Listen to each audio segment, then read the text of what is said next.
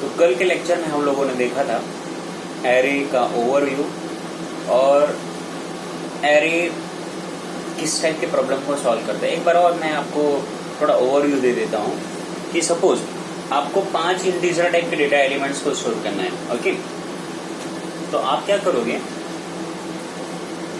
आप वेरिएबल्स बनाओगे int a b c d like this. Okay, अब जैसे ही इस लाइन को, इस स्टेटमेंट को प्रोसेसर रीड करेगा, वो क्या करेगा, वो रैम के 5 लोकेशंस को रिजर्व करेगा। तो सपोज हम मान लेते हैं ये रैम है,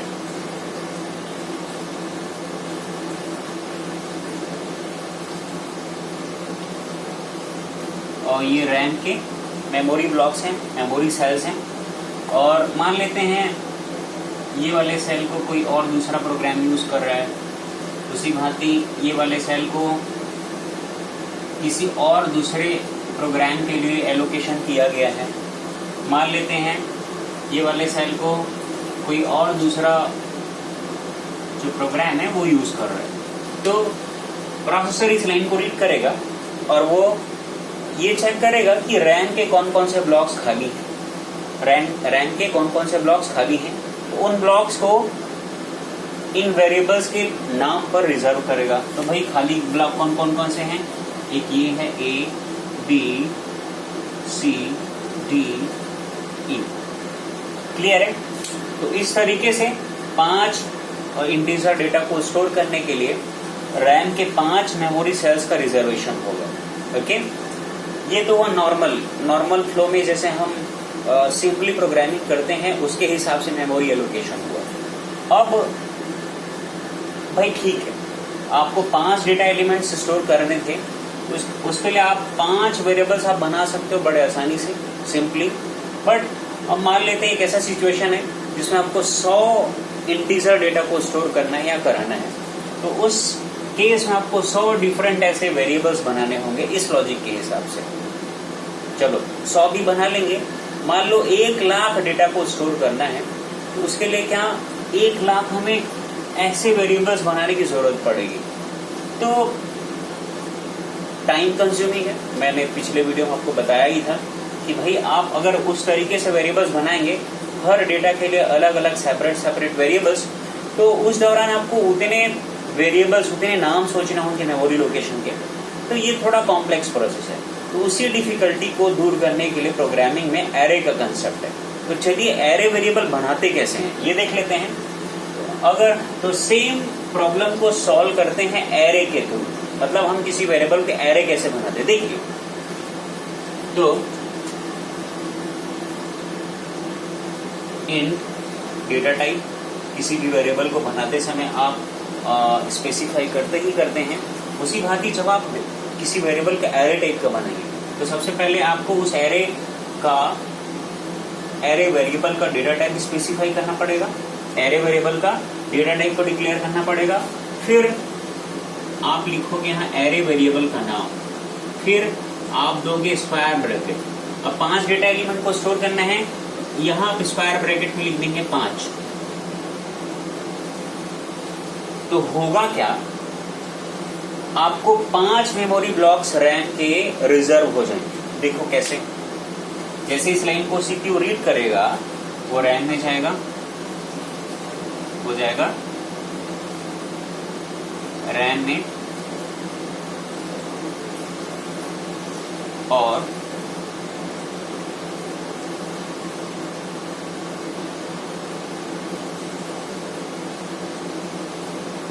ये मेमोरी सेल्स हैं। तो देखिए मान लेते हैं ये सेल को कोई प्रोग्राम के लिए एलोकेटेड है, इट इज नॉट फ्री। अब ऑपरेटिंग सिस्टम ये देखेगा कि हमारे रैम के ऐसे कौन कौन से ब्लॉक्स हैं जो लगातार 5 मेमोरी ब्लॉक्स खाली हैं। ध्यान दीजिएगा, तो ये वाले लाइन में देखिए आपको 5 लगातार सेल्स दिख रहे हैं। तो इस सेल को इस एरे के लिए रिजर्व कर दिया जाएगा, और उनका नेमिंग कैसा होगा, पहले मेमोरी सेल का नाम होगा N0, दूसरे मेमोरी सेल का नाम होगा n स्क्वायर ब्रैकेट 1, तीसरे मेमोरी सेल का नाम होगा n स्क्वायर ब्रैकेट 2, चौथे मेमोरी सेल का नाम होगा n स्क्वायर ब्रैकेट 3, फिर अगले मेमोरी और लास्ट मेमोरी ब्लॉक का नाम होगा n स्क्वायर ब्रैकेट 4। तो देख लीजिए, आपको इस सिचुएशन में भी 5 इंटीजर डेटा को स्टोर करना था और इस सिचुएशन में भी 5 इंटीजर डेटा को आपको स्टोर करना है। तो देखिए, आपको ये दोनों स्टेटमेंट में, ये दोनों लिखने के तरीके में आपको जो एडवांटेज है वो नजर आ रहा होगा। आपको 5 डेटा एलिमेंट को स्टोर करना है तो 5 मेमोरी लोकेशन के अलग अलग नाम आपको सोचने पड़ रहे हैं, अलग अलग वेरिएबल का फॉर्मेशन आपको करने की जरूरत है यहाँ। लेकिन जब आप किसी वेरिएबल को एरे टाइप का बनाते हो, एरे का अर्थ होता है ग्रुप, एरे का अर्थ होता है ग्रुप, तो जब किसी आप वेरिएबल को एरे टाइप का बनाते हो तो आपको 5, देखिए 5 डेटा को स्टोर करना है तो आपको 5 अलग अलग नाम देने की जरूरत नहीं पड़ी, है ना। 5 डेटा को स्टोर करना है उसके लिए आपको 5 अलग अलग ऐसे नाम देने की जरूरत नहीं है। आप एक ही वेरिएबल नाम का प्रयोग करते हुए डेटा के ग्रुप को स्टोर कर सकते हो। अब इस लाइन को जैसे रीड करेगा तो मेमोरी का रिजर्वेशन होगा, है ना। कंप्यूटर क्या करेगा, सीपीयू क्या करेगा, रैम के मेमोरी ब्लॉक्स का, मेमोरी लोकेशन का, मेमोरी सेल का रिजर्वेशन करेगा। तो वो मेमोरी रिजर्वेशन कैसे होगा आप देख सकते हैं। ध्यान देने वाली बात यह है, एरे के लिए ऑलवेज कंटिन्यूअस मेमोरी ब्लॉक्स का रिजर्वेशन होता है। जिस तरीके से आप नॉर्मल ये वेरिएबल डिक्लेरेशन का मेथड था, इसमें जरूरी नहीं है कि ये सारे मेमोरी ब्लॉक्स जो इनके लिए रिजर्व होगा वो कंटिन्यूअस हो, बट एरे के केस में आपको एरे वेरिएबल के लिए जो मेमोरी ब्लॉक्स का रिजर्वेशन होगा वो कंटिन्यूअस होगा। आई बात समझ में। तो अब हम बोल सकते हैं, आप देख लीजिए, तो ये आप एरे बनाने का तरीका कैसे है, एरे वेरिएबल बनाने का तरीका कैसे। सबसे पहले आप एरे वेरिएबल का डेटा टाइप, एरे वेरिएबल का डेटा टाइप को स्पेसिफाई करते हैं। उसके पश्चात आप एरे वेरिएबल का नाम, आपका n जो है यहाँ पर एक एरे वेरिएबल है, तो ये है आपका एरे वेरिएबल नेम, और ये जो दिख रहा है आपको स्क्वायर ब्रैकेट के इनसाइड में, ये स्पेसिफाई करता है एरे के साइज को, ये स्पेसिफाई करता है एरे साइज। आई बात समझ में। तो भाई आपको एरे का एडवांटेज यही नजर आ रहा है, देखने से 2 एडवांटेज नजर आ रहा है। एक, आपको यदि डेटा के ग्रुप को स्टोर करना है तो आपको अलग अलग वेरिएबल बनाने की जरूरत नहीं है, आप केवल एक वेरिएबल का प्रयोग करते हुए डेटा के ग्रुप को स्टोर कर सकते हो। आई बात समझ में। और तो भाई आप देखिए, इस एरे वेरिएबल के लिए 5 लगातार मेमोरी लोकेशन रिजर्व हो गए। और एक ध्यान देने वाली बात और है ना, एरे एक इंपॉर्टेंस या एक अलग चीज बनाता है नॉर्मल वेरिएबल से एरे वेरिएबल को, कि एरे वेरिएबल के लिए ऑलवेज कंटिन्यूअस मेमोरी ब्लॉक का रिजर्वेशन होता है।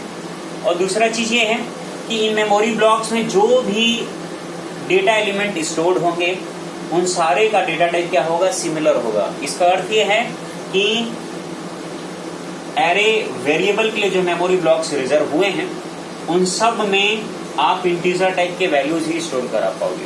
तो इस तरीके से आप यदि किसी एरे वेरिएबल को यदि डिफाइन करोगे तो एरे क्या होता है। अब भाई ये आप मेमोरी ब्लॉक्स बनाए हो, इसमें सीधी सी बात है, कोई डेटा एलिमेंट को स्टोर किया जाएगा लाइक 10, 20, 30, 40, 50, ताकि ना आप मेमोरी ब्लॉक्स क्यों रिजर्व करते हैं प्रोग्रामिंग में, डेटा एलिमेंट को स्टोर करने के लिए। तो ये जो मेमोरी ब्लॉक्स का, कंटिन्यूअस मेमोरी ब्लॉक्स का जो रिजर्वेशन किया गया होगा उसमें डेटा एलिमेंट स्टोर किया जाएगा, ताकि ना, क्लियर, ओके। तो ये जो आप डेटा एलिमेंट देख रहे हैं वो सारे का डेटा टाइप क्या होना चाहिए, इंटीजर। तो आप एरे वेरिएबल की को यदि परिभाषित करो, यदि आप डिफाइन करोगे तो आप बोल सकते हो एरे क्या है, एरे क्या है, डिफरेंट डेटा एलिमेंट्स का। ये देखिए 10, 20, 30, 40, 50 ये डेटा एलिमेंट्स है ना। एरे क्या होता है, it is a variable which is group of different data elements, है ना। एरे एक ऐसा वेरिएबल होता है जो डिफरेंट डेटा एलिमेंट्स या डेटा के ग्रुप को स्टोर करने के लिए बनाया जाता है, और जो डेटा इसमें स्टोर होंगे उन सारे का डेटा टाइप क्या होगा, सिमिलर ही होगा। क्या होगा, सिमिलर ही होगा। आई बात समझ में। तो ये हो गया एरे की परिभाषा, एरे का डेफिनेशन।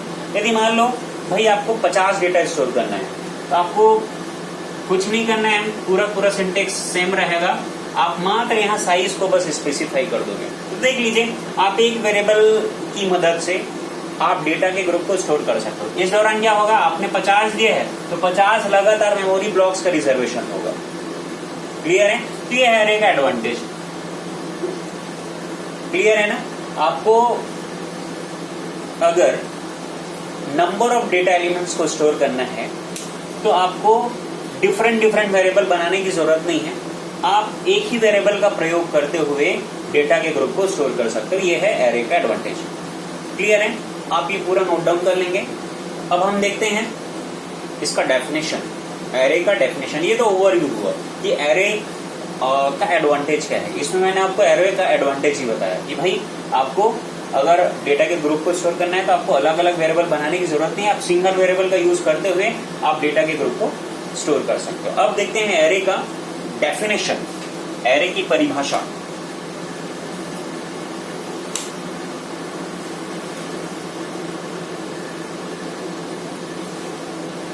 तो अगर हम एरे को डिफाइन करें तो what is array? Array is group of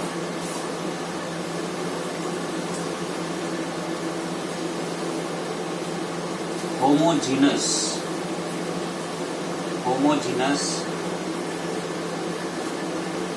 type of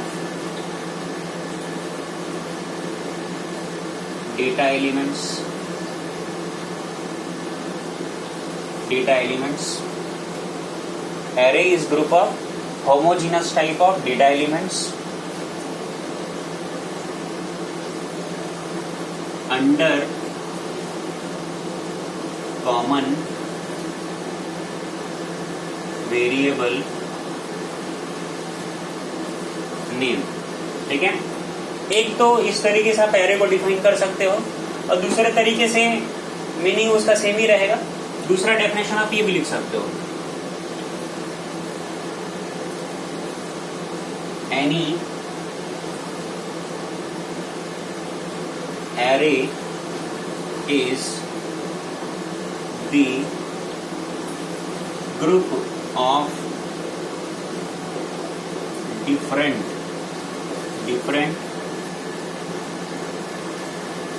data elements with similar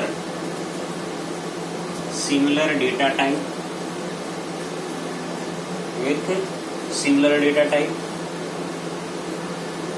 under common variable name। तो आप दो तरीके से एरे को डिफाइन कर सकते हो, दोनों का मीनिंग सेम है। जैसे कि मैंने अभी आपको बताया था क्या कि एरे वेरिएबल कैसे बनाते हो आप डिक्लेयर करते हो लाइक दिस इंटीजर n 5 ना। फिर क्या होता है, इसके लिए लगातार मेमोरी लोकेशंस का रिजर्वेशन होता है, लगातार मेमोरी ब्लॉक्स का रिजर्वेशन होता है। लाइक ये है आपका n0 ब्लॉक, ये है आपका n1 ब्लॉक, ये है n स्क्वायर ब्रैकेट 2, ये है n स्क्वायर ब्रैकेट 3, ये है n स्क्वायर ब्रैकेट 4। तो ये जो चीज आप देख रहे हैं 0 1 2 3 4, ये देख लीजिए आप, सारे ब्लॉक्स का जो नाम है वेरिएबल नाम, उसमें n कॉमन है। है ना, कॉमन है। तो आपको 5 डेटा एलिमेंट को स्टोर करना था, है ना, 5 डेटा एलिमेंट को स्टोर करना था। सपोज मान लेते हैं इसमें डेटा एलिमेंट स्टोर है 10, 20, 30, 40, 50। तो आप देख सकते हो array is a group of homogeneous type of data element. Array क्या होता है? होमोजीनस का अर्थ होता है एक ही प्रकार का। जैसे कि 10 का प्रकार क्या है? डेटा टाइप का इंटीजर है। 20 का डेटा टाइप का इंटीजर है, इंटीजर है। तो एरे क्या होता है? समान प्रकार के डेटा एलिमेंट्स का ग्रुप। एरे क्या होता है? समान प्रकार के डेटा एलिमेंट्स का ग्रुप जिन्हें, है ना, homogeneous type of data elements under common variable name, और उनके वेरिएबल नेम क्या होते हैं? कॉमन होते हैं, समान होते हैं। मतलब एक ही वेरिएबल नाम का प्रयोग करते हुए उन सारे डेटा एलिमेंट्स को स्टोर किया जाता है। ये है एरे का डेफिनेशन। अब उसी चीज को दूसरे तरीके से मैंने परिभाषित किया है यहाँ पर कि any array is the group of different data element. कोई एरे जो होता है, ये देख लीजिए एरे वेरिएबल है, वो डिफरेंट डेटा एलिमेंट का ग्रुप है। 10, 20, 30, 40, 50 ये डिफरेंट डेटा एलिमेंट है, उनका ग्रुप होता है विथ सिमिलर डेटा टाइप। और ये 10, 20, 30, 40, 50 का डेटा टाइप क्या होगा? सिमिलर होगा। ये देख लीजिए यहाँ डेटा टाइप आपने क्या स्पेसिफाई किया है? इंटीजर। तो 10, 20, 30, 40, 50 वो कैसे टाइप के डेटा टाइप होने चाहिए? इंटीजर टाइप के, क्योंकि आपने एरे का डेटा टाइप क्या स्पेसिफाई किया है? इंटीजर। तो एरे क्या होता है? ग्रुप होता है डिफरेंट डेटा एलिमेंट्स का विथ सिमिलर डेटा टाइप, और उनके डेटा टाइप क्या होंगे? सिमिलर होंगे, और उनके वेरिएबल नाम भी क्या होंगे? कॉमन या सेम होंगे। क्लियर है? तो ये इंग्लिश का डेफिनेशन है, आप इसे नोट डाउन कर लें और ध्यान से समझिएगा।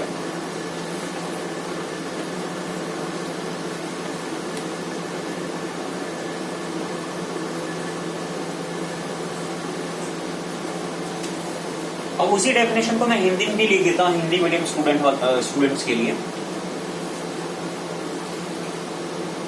Array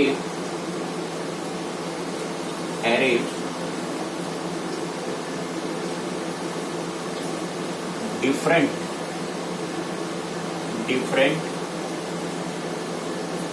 data elements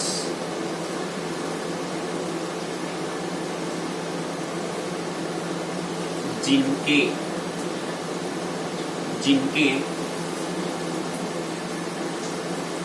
data type समान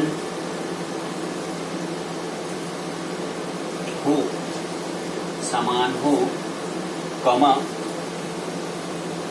का ग्रुप होता है,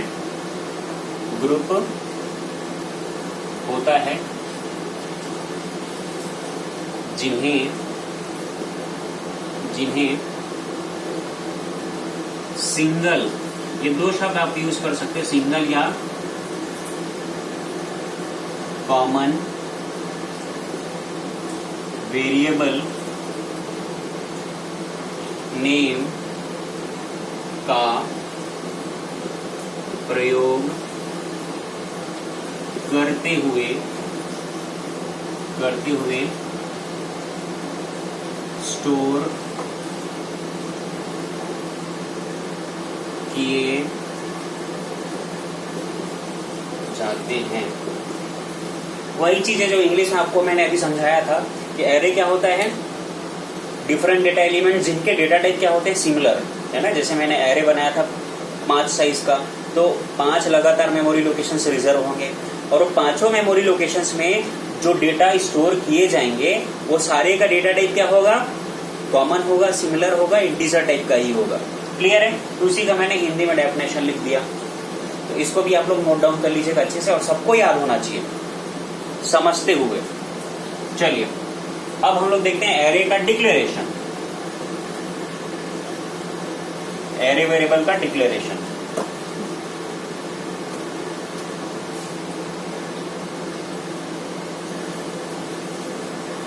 डिक्लेरेशन ऑफ एरे वेरिएबल।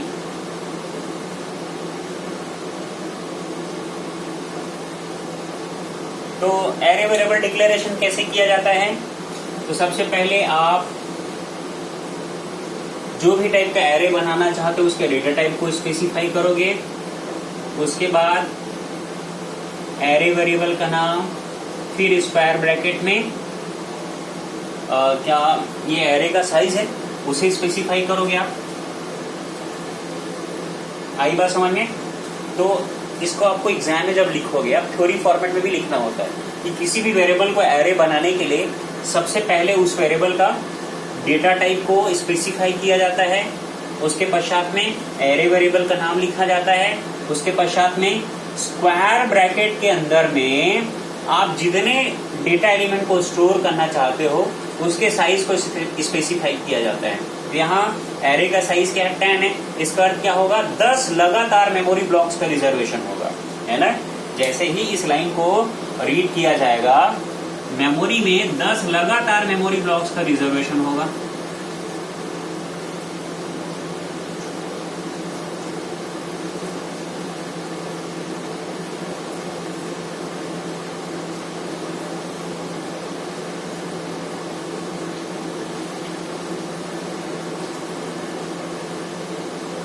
हाँ कि ना? तो चूंकि आपने एरे का साइज दिया 10, इसका अर्थ ये है आप 10 डेटा एलिमेंट्स इंटीजर टाइप को स्टोर करना चाहते हो, तो 10 कंटिन्यूअस मेमोरी लोकेशंस का रिजर्वेशन किया जाएगा। तो अब इनका नेमिंग कैसे होगा? पहले मेमोरी ब्लॉक का नेम होगा एन, इसको स्क्वायर ब्रैकेट या सब स्क्रिप्ट ब्रैकेट भी बोल सकते हो आप। तो पहला ब्लॉक का जो इंडेक्स, ऑलवेज ध्यान रखिएगा एरे का जो स्टार्टिंग इंडेक्स है ऑलवेज प्रोग्रामिंग सी में 0 से ही स्टार्ट होगा, तो n0। दूसरे ब्लॉक का नेम होगा n1, फिर अगले का होगा n2, लाइकवाइज सबका, और आखिरी जो सेल का जो इंडेक्स होगा वो 9 होगा। क्यों 9 होगा भाई? 10 मेमोरी ब्लॉक्स आते हैं और पहले मेमोरी ब्लॉक्स के इंडेक्स आप कहाँ शुरू करा रहे हो? 0 से, तो आखिरी ऑब्वियस है 9 ही होगा। आई बात समझ में? तो इसको थ्योरी फॉर्मेट में आपको लिखना होगा एग्जाम में कि जैसे पॉइंट वाइज मैं लिख देता हूं।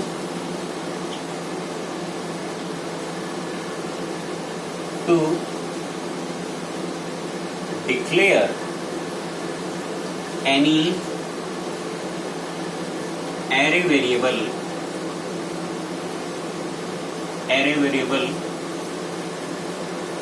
firstly to declare any array variable, firstly data type of array variable is specified. Firstly data type of array variable is declared. हाँ कि ना? सबसे पहले क्या किया जाएगा? किसी भी वेरिएबल को यदि आपको एरे बनाना है तो सर्वप्रथम आपको क्या उस एरे वेरिएबल के डेटा टाइप को स्पेसिफाई करना होता है। उसके बाद हम क्या करते हैं? एरे वेरिएबल के नाम को स्पेसिफाई किया जाता है, ठीक है, कॉमा डाल के। देन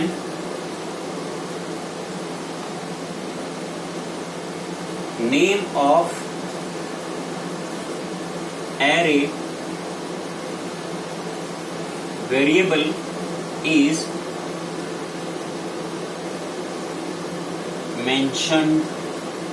हाँ कि ना? एरे वेरिएबल के नाम को यहाँ मेंशन किया जाता है। फिर विदिन स्क्वायर ब्रैकेट क्या किया जाता है? यहाँ 10 लिखा है, इसका अर्थ क्या है? हम 10 इंटीजर टाइप के डेटा एलिमेंट्स को स्टोर करना चाहते हैं, तो विदिन स्क्वायर ब्रैकेट या स्क्वायर ब्रैकेट के अंदर या सब स्क्रिप्ट ब्रैकेट के अंदर एरे के साइज को स्पेसिफाई किया जाता है। देन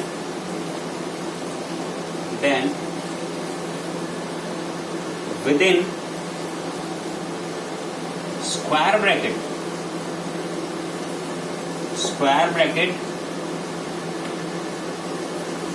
size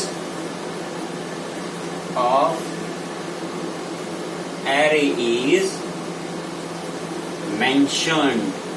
वही बात है, इस लाइन को मैंने पूरा डिस्क्राइब कर दिया है। तो हिंदी में भी हिंदी मीडियम स्टूडेंट वाले की अलग से नहीं लिखा रहा हूँ, उतना टाइम नहीं है, आप इसको लिख लेंगे, है ना। ये इंग्लिश है, उसको ट्रांसलेट कर लें, बड़ा सिंपल इंग्लिश है।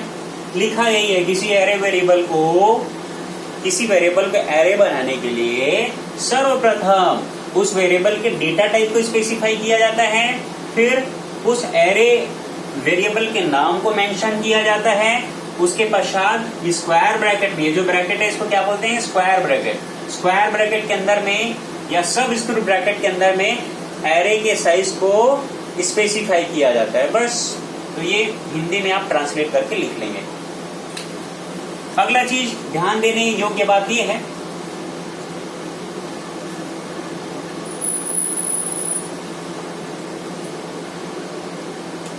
इस बात को भी मैं यहां एम्फेसाइज करके लिख रहा हूं कि here,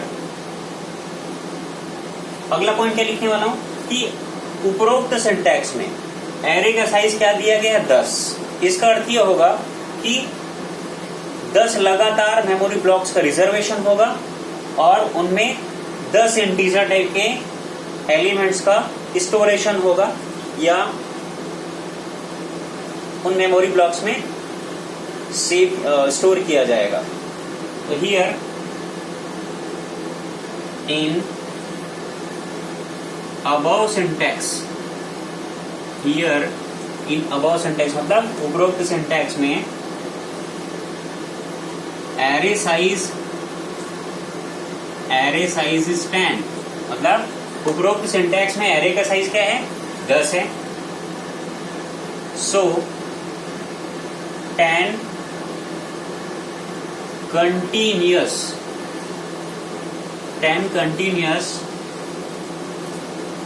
memory blocks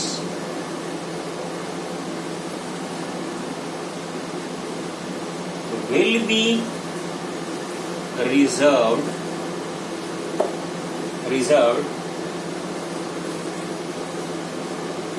and will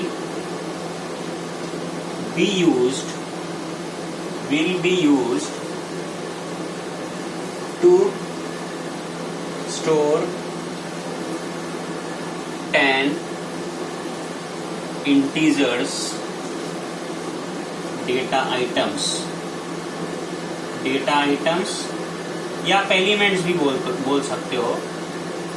तो हिंदी मीडियम स्टूडेंट वालों के लिए है कि यहाँ पर उपरोक्त सिंटैक्स में एरे का साइज क्या है, 10 है, इसीलिए 10 लगातार मेमोरी ब्लॉक्स का रिजर्वेशन किया जाएगा और उन मेमोरी ब्लॉक्स को 10 इंटीजर टाइप के डेटा को स्टोर करने के लिए किया जाएगा। That's all.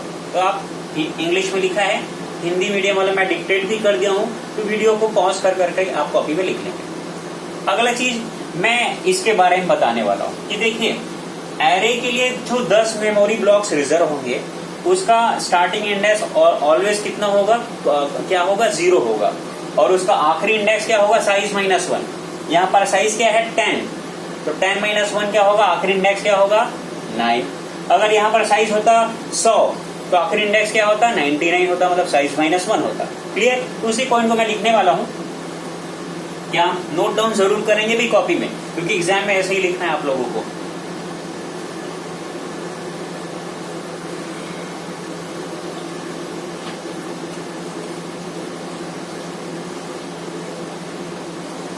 Starting index of array in programming C is always 0 and last index will be always size -1। वही बात है कि एरे का स्टार्टिंग इंडेक्स क्या होगा, ऑलवेज 0 होगा, ऑलवेज 0 से स्टार्ट होगा, और उसका आखिरी इंडेक्स क्या होगा, 9 होगा। और जब डिक्लेरेशन में ये आप जरूर लिखोगे ऐसे हाइफन डाल के, एरो डाल के, कि ये एरे वेरिएबल का क्या है, डेटा टाइप है, और ये क्या है, एरे वेरिएबल है, एरे वेरिएबल है, और ये क्या है, size of the array, size of the array. आई बस समझ में। तो इतना कुछ आप डिक्लेरेशन के बारे में लिखेंगे, एक्सप्लेन करेंगे, और इतना पता होना चाहिए। तो ये एरे बनाने का बिल्कुल बेसिक चीज है भाई, ठीक है। तो ये थर्ड लास्ट पॉइंट बता देता हूं कि starting index of array in programming C is always 0। मतलब प्रोग्रामिंग सी में जो 10 मेमोरी ब्लॉक्स रिजर्व किए गए हैं, तो उसका शुरू वाला जो वेरिएबल होगा, उसका मेमोरी ब्लॉक का जो इंडेक्स होगा ऑलवेज 0 से स्टार्ट होगा, और आखिरी इंडेक्स क्या होगा, साइज -1। साइज यहाँ पर क्या है, 10 है, तो 9, ठीक है। ये लास्ट इंडेक्स है। चलिए ये आप नोट डाउन कर लेंगे।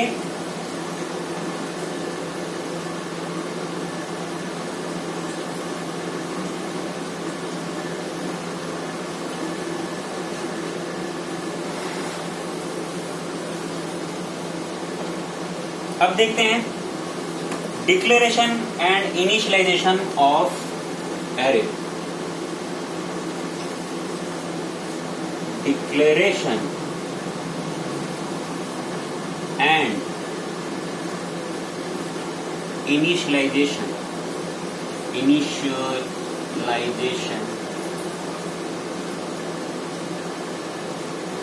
Of array. तो देखो भाई, ये डिक्लेरेशन और इनिशियलाइजेशन क्या कहलाता है, वेरिएबल को बनाते समय ही वो कौन सी वैल्यू को स्टोर करेगा उसे परिभाषित कर देना, ये कहलाता है declaration and initialisation of any variable. जैसे कि मैं कोई वेरिएबल बनाता हूं, int n is equals to 10, तो यहां पर किसी वेरिएबल का डिक्लेरेशन और साथ ही साथ उसका इनिशियलाइजेशन भी किया गया है। इसका अर्थ ये है, जैसे इस लाइन को CPU रीड करेगा, वो रैम के एक ब्लॉक को स्टोर करेगा, रिजर्व करेगा, और उसमें 10 वैल्यू को स्टोर कर देगा। तो वेरिएबल को बनाना, पैरेलली साथ ही साथ में उसको वैल्यू असाइन कर देना, ये कहलाता है वेरिएबल का डिक्लेरेशन और इनिशियलाइजेशन। उसी तरीके से जब हम एरे बनाते हैं, तो एरे बनाते समय भी हम वो एरे कौन से डेटा एलिमेंट्स को स्टोर करेगा उसे भी हम डिफाइन कर सकते हैं। तो देखते हैं कैसे।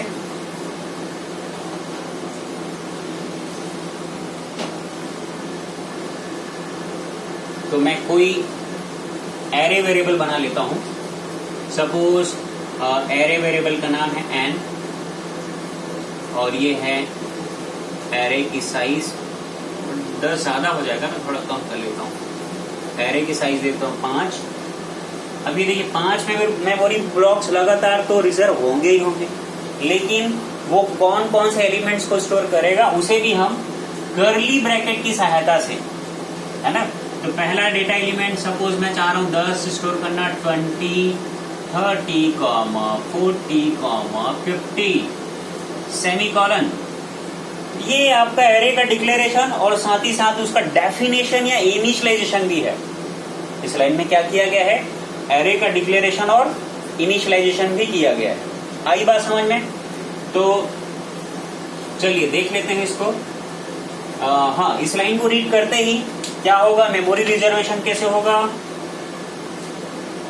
ध्यान दीजिएगा।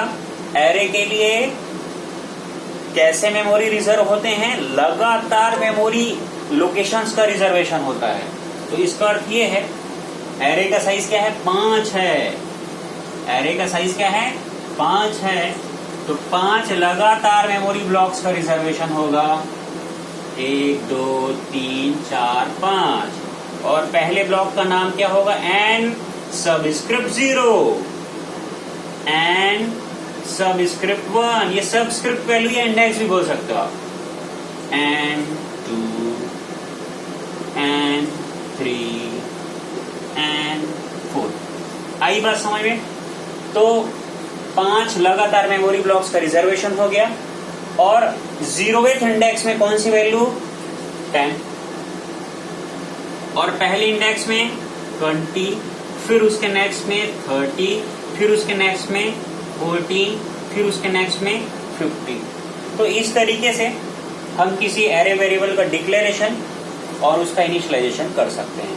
डिक्लेरेशन और इनिशियलाइजेशन का अर्थ होता है वेरिएबल को बनाना और बनाते समय वह वेरिएबल कौन से डेटा आइटम्स को या डेटा वैल्यूज को स्टोर करेगा उसे भी परिभाषित कर देना। यह कहलाता है आपका क्या? डिक्लेरेशन और इनिशियलाइजेशन ऑफ एनी वेरिएबल। तो यहाँ पर एक एरे बनाया गया है जिसका नाम क्या है? n, और उसकी साइज क्या है? 5, और ये सारे क्या हैं? डेटा एलिमेंट्स हैं। तो भाई लिख भी देते हैं। ये क्या है? जो हम एरे बनाने वाले हैं उसका डेटा टाइप है। और ये क्या है? एरे वेरिएबल का नाम है। एरे वेरिएबल नेम है। और ये क्या है?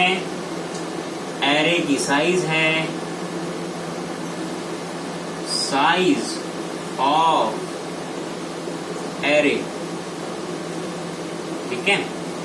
और ये 10, 20, 30, 40, 50 करली ब्रैकेट में जो लिखे हुए हैं वो क्या हैं? एरे के डेटा एलिमेंट्स हैं। आई बात समझ में? तो ये जो चीज है, ये सारा यहां से लेकर ये जो वैल्यूज हैं ये एरे के डेटा आइटम्स हैं। डेटा आइटम्स, या इन्हें आप कह सकते हो डेटा एलिमेंट्स। इन्हें क्या कह सकते हैं? Data elements. तो इस तरीके से आपका ये भी टॉपिक खत्म हो गया, एरे का डिक्लेरेशन और इनिशियलाइजेशन। चलिए अब प्रोग्रामिंग, एक प्रोग्राम देख लेते हैं कि कैसे एरे पे काम होता है। ये नोट डाउन कर लीजिएगा पूरे लोग।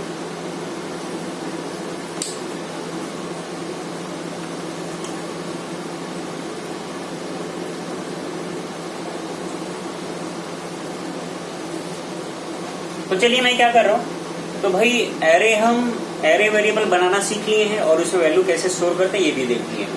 तो अब हमें एरे का यूज करना है प्रोग्रामिंग में। तो मैं टर्बो सी के हिसाब से, है ना, टर्बो सी के हिसाब से यहाँ प्रोग्राम बना रहा हूँ।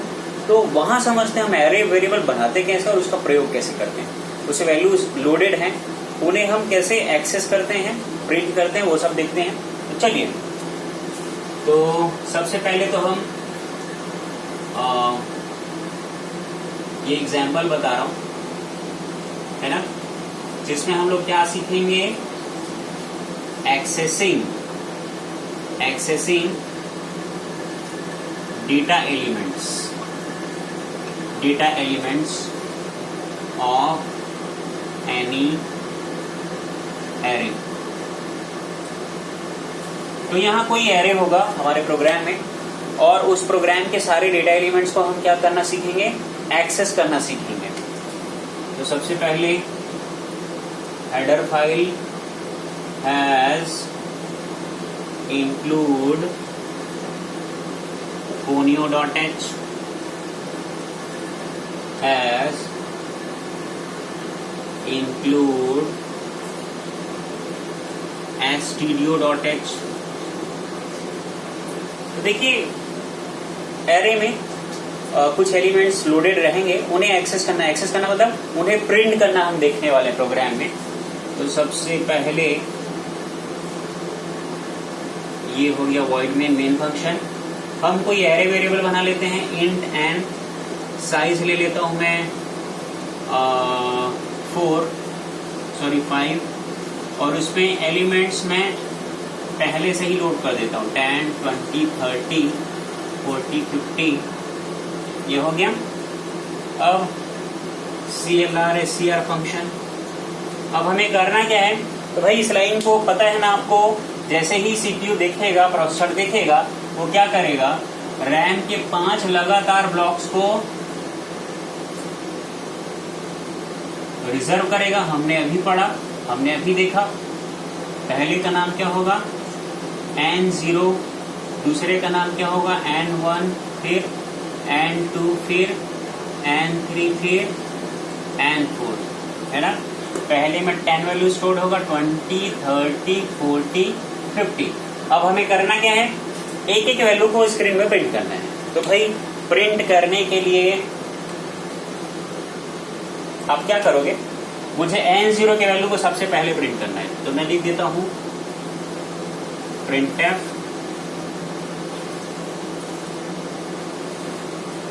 %d N0। इसका मीनिंग ये हो रहा है कि प्रिंट करो उस इंटीजर वैल्यू को। %d क्या डेटा स्पेसिफायर है, तो N0 लोकेशन में जो इंटीजर वैल्यू है उसे प्रिंट करो। क्या है भैया 10, तो आपको आ जाएगा 10। ठीक है, फिर हमें किसको प्रिंट करना है, 20 को। तो प्रिंट करो नया लाइन में उस इंटीजर वैल्यू को जो N0 तो प्रिंट हो गया, इस दफा N1 इंडेक्स वैल्यू। तो अभी भैया कौन सा प्रिंट होगा, 20 प्रिंट होगा। फिर प्रिंट करो नए लाइन में उस इंटीजर वैल्यू को जो N2 में है, इस दौरान 30 प्रिंट होगा। फिर ये प्रिंट हो गया। अब N3 है ना, N3 ब्लॉक के वैल्यू को प्रिंट करना है। प्रिंट करो उस इंटीजर वैल्यू को नए लाइन में जो N3 में हो, N3 में हो। उसके बाद हमें N4 लोकेशन को प्रिंट करना है। प्रिंट करो नए लाइन में उस इंटीजर वैल्यू को जो N4 में हो। उसके बाद गेट स्विच।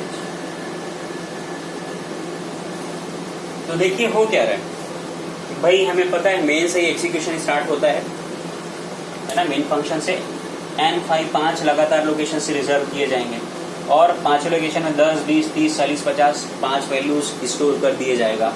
ओके, फिर क्या स्क्रीन क्लियर होगा। स्क्रीन क्लियर होगा मतलब ये मान लो स्क्रीन है,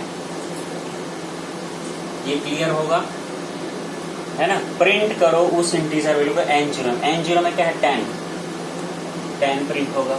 फिर /n क्या करेगा, प्रिंट कर्सर को नेक्स्ट लाइन में लाएगा। ये वो इंटीजर वैल्यू जो N1 में क्या है 20। फिर /n नेक्स्ट लाइन में कर्सर लाएगा। वो इंटीजर वैल्यू जो N2 में क्या है भैया 30, लाइकवाइज 40, 50 सारे एलिमेंट्स एक्सेस हो जाएंगे, प्रिंट हो जाएंगे।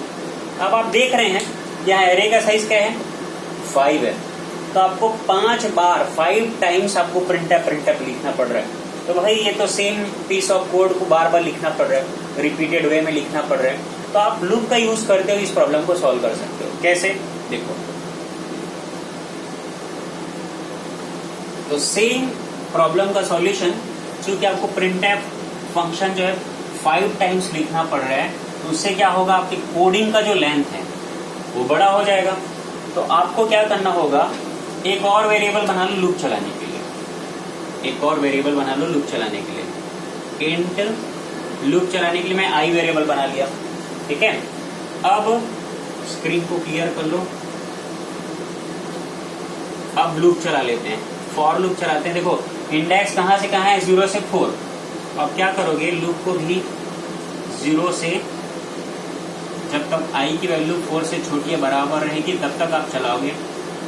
i प्लस प्लस i की वैल्यू एक एक इंक्रीमेंट होगा और लूप बॉडी में लिख दोगे आप प्रिंट करो नए लाइन में उस इंटीजर वैल्यू को जो n ऑफ i में हो।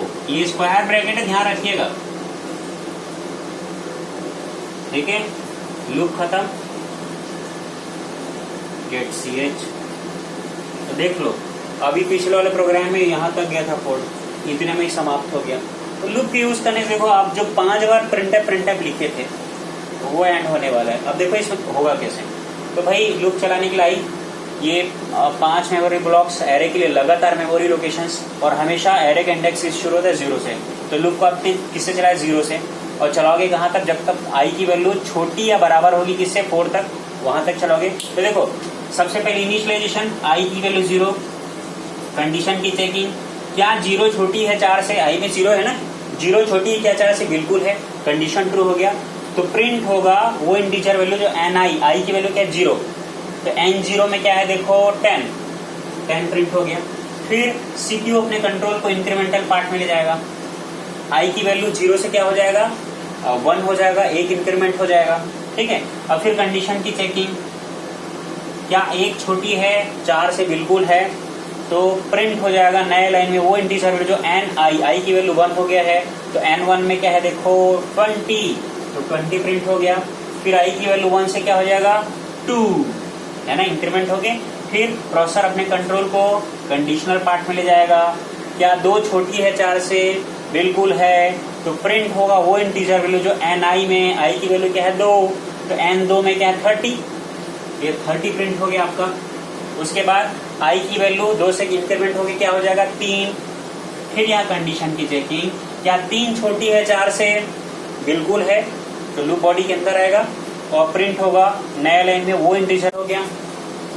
फिर आई की वैल्यू प्रोसेसर अपने कंट्रोल को इंक्रीमेंटल पार्ट में, आई की वैल्यू क्या हो जाएगा 3 थी, 3 से एक इंक्रीमेंट मतलब 4, तो फिर यहाँ आएगा क्या 4 छोटी 4 से ना, लेकिन बराबर है, कंडीशन अगेन ट्रू, तो फिर से प्रोसेसर का कंट्रोल लूप बॉडी के अंदर और प्रिंट होगा n4 की वैल्यू, n4 में क्या है 50 भी प्रिंट हो गया।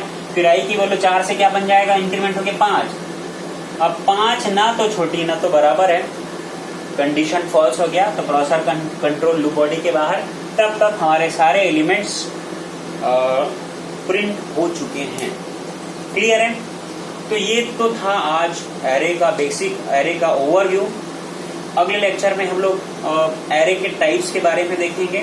तब तक ये बेसिक है, एरे का बेसिक है, एरे का डेफिनेशन, एरे का डिक्लेरेशन, एरे का डिक्लेरेशन इनिशियलाइजेशन और एरे के एलिमेंट्स को एक्सेस करना, ठीक है। तो इतना चीज आप अच्छे से गहनता से पढ़ेंगे, बड़े अच्छे से समझ के रखेंगे और मिलते हैं अगले लेक्चर में। चलिए ठीक है।